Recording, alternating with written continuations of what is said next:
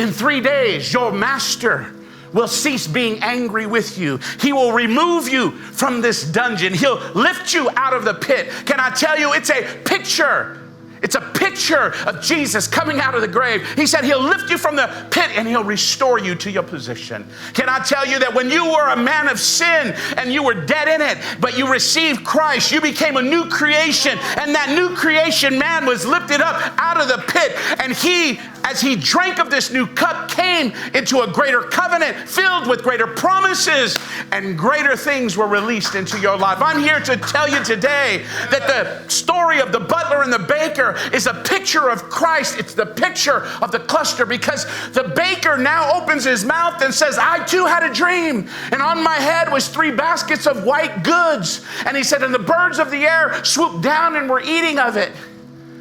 You know, as I was near the tree, can I tell you, it's a picture of Jesus hanging on Calvary, where his head would be removed or his life would be taken. That's what it means. Can I tell you that the baker is a picture of Jesus in his death, but the butler is a picture of Christ in his resurrection. The visual that we see is there's a cluster that's going to be squeezed. Can I tell you today, dear friend, that when we begin to squeeze on the presence of God, when we begin to pull on his glorious presence, can I tell you what happens? We become full of life of a greater covenant. Can I tell you, what is it that we drink of today? We drink of the cup of a greater covenant. So when you open your mouth, you must begin to reveal and convey a message of life and hope. God has declared us to be messengers of a greater covenant, messengers of the good news of the gospel. We are called to speak a word full of life and a word full of hope.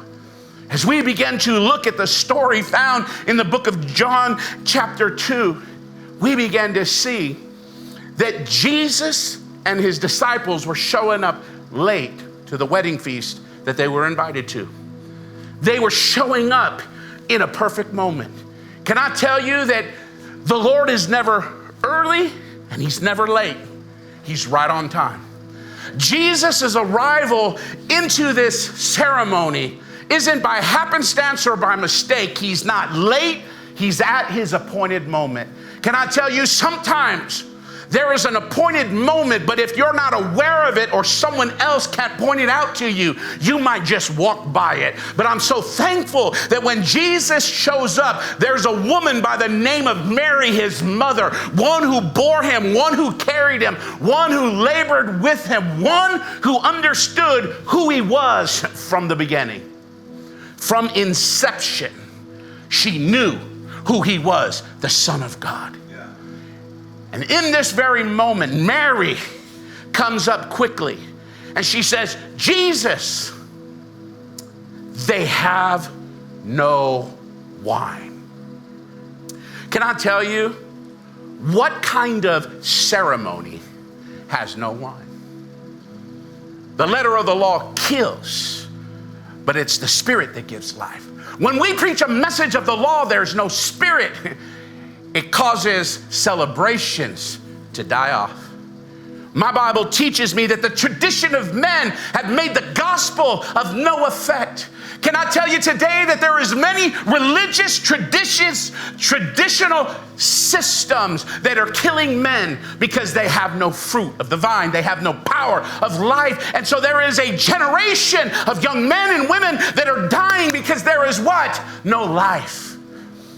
Here is a wedding feast that has run out of wine.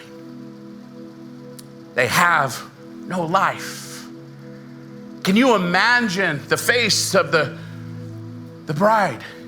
Could you imagine the horror that is going through the heart of the groom? Can you imagine the wedding planner and they're thinking, oh my God, have they really drank this much? Everybody is overwhelmed by the scenario. But Mary saw an answer coming. Can I tell you that when you can look to Jesus, you will see an answer coming.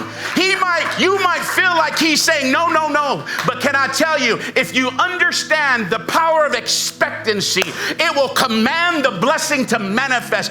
Jesus will always minister to the family.